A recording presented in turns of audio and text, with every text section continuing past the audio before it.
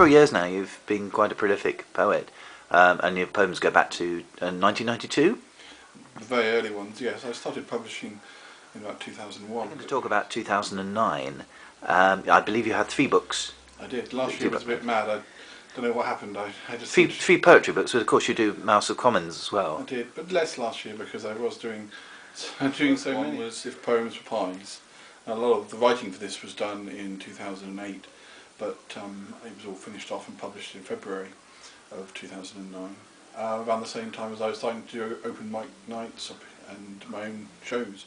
Picture of me that I found, very old picture of me, has been my first sort of cover where I thought, well, actually I'll do a bit of a collage, and the Yeti and a cat and a bear, things that are associated with me, and a biscuit, a bear biscuit, made by your mother. Aww.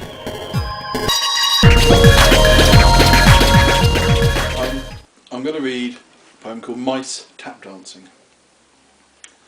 There are many sounds that are hard to bear, the thud of furry paws upon a creaking stair, the booming echo of rhinos skipping, chalk's blackboard squeak, a drag queen tripping, the din of drakes off to a wedding, the creeping itch of measles spreading, but worse still than that, a din quite entrancing, the rat-tat-tat of mice tap dancing. It's a noise that gets lost in your head, a sound that simply can't be shed, less tuneful than a walrus singing, more annoying than a cold caller ringing, more ghastly than the ghost of mother or the BO of a teenage brother. It shakes the ground more than girl guides prancing, or the rumbling cacophony of mice tap dancing. There are many sounds which drive you frantic, the groan of pleasure when it's tantric, the sound of folk unkindly mocking, of OAP's knees gently knocking, the shudder of a mammoth jogging, the squelch of lips so rudely snogging, but more hellish still with a blow that's glancing, the plod plod plod of mice tap dancing. It's not a noise you'll grow to like the squeak squeak squeak of a rusty bike, like a milkman's whistle or a cat's late night howl. Mice tap dancing sounds are always foul. It's the thump thump thump and the dozy do. But I have a cure, you'll be glad to know. But it's not to kill them, so put away your clippers. The only thing tap dancing mice require is comfy slippers. Second book was Caveman Logic. I'm not sure where the title for Caveman Logic came from.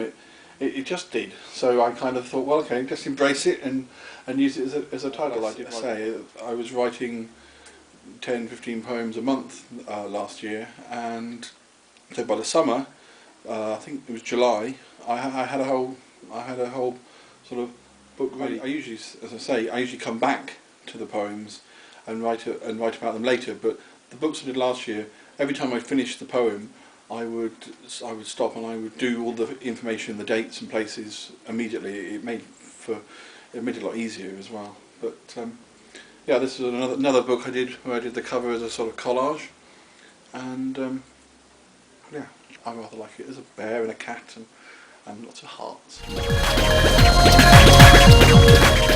The poem I'm going to read from Caveman Logic is Your Cat Likes Me So Much, which is inspired by a cat called Nightshade. Despite what you believe and say, your cat seems to just adore me. Despite what you might think, no, your cat does not ignore me. She always smiles as soon as sees me, sits outside my door and guards. Your cat likes me so very much, she always sends me birthday cards.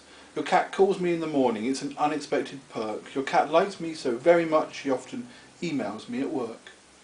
Despite everything you've said, your cat seems happy to pursue me.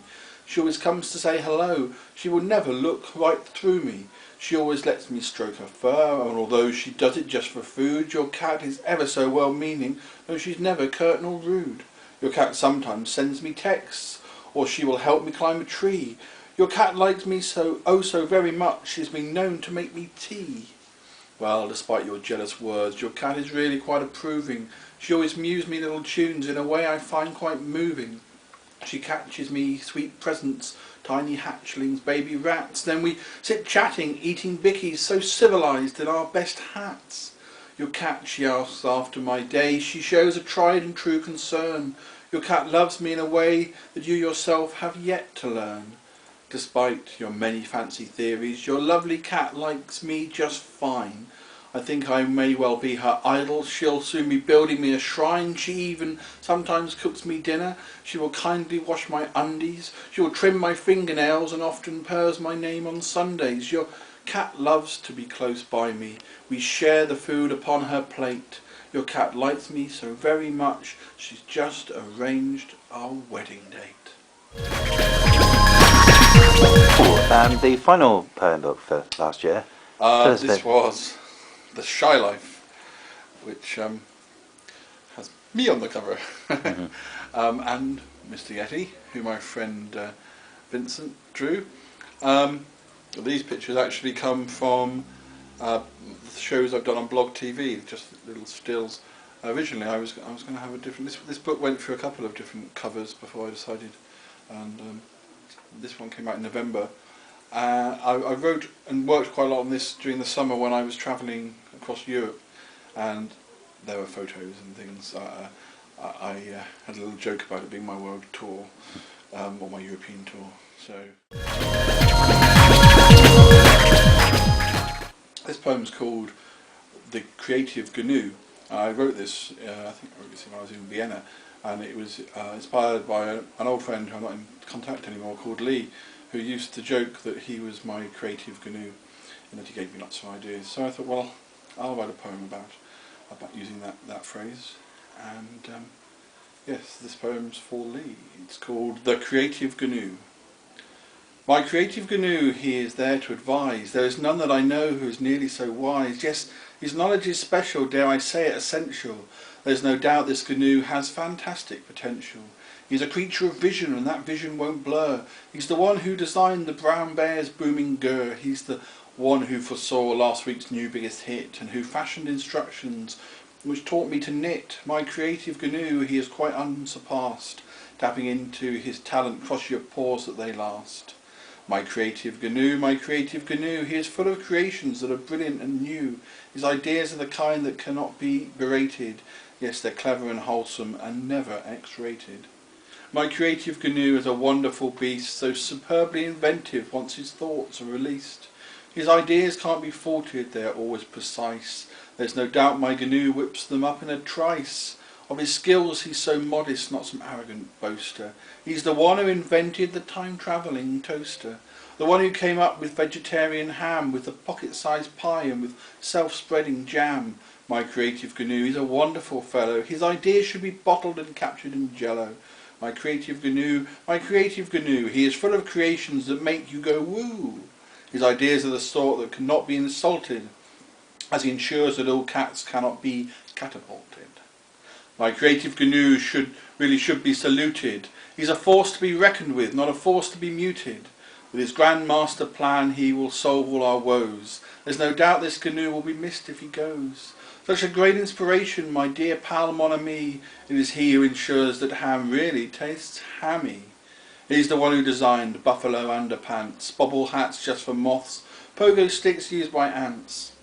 My creative GNU, there's no end to his wonder. It's a talent to celebrate, which he knows not to squander. My creative GNU, he's full of creations, brain waves that just grew. His ideas are the type only GNUs seem to fathom. I'm not sure how they do it. I'm just so glad that they have them. Tell us about what's coming up. Well, I've got a book called Do Yeti Wear Pyjamas, which I've been working on since I finished The Shy Life. I've been working on that since about October. That's all but finished. I'm just doing the final proofreading, and it's due to be out in May. I've already moved on to the book after that, which is called The Death of Love, or La Mort d'Amour, which is French for The Death of Love. I've also got the 10th anniversary of Mouse for Commons to be thinking about, and all sorts of things. So yes, certainly the next book is almost ready, and the one after that is on its way. Lots of different things going on. Splendid. Paul Turner, thank you very much.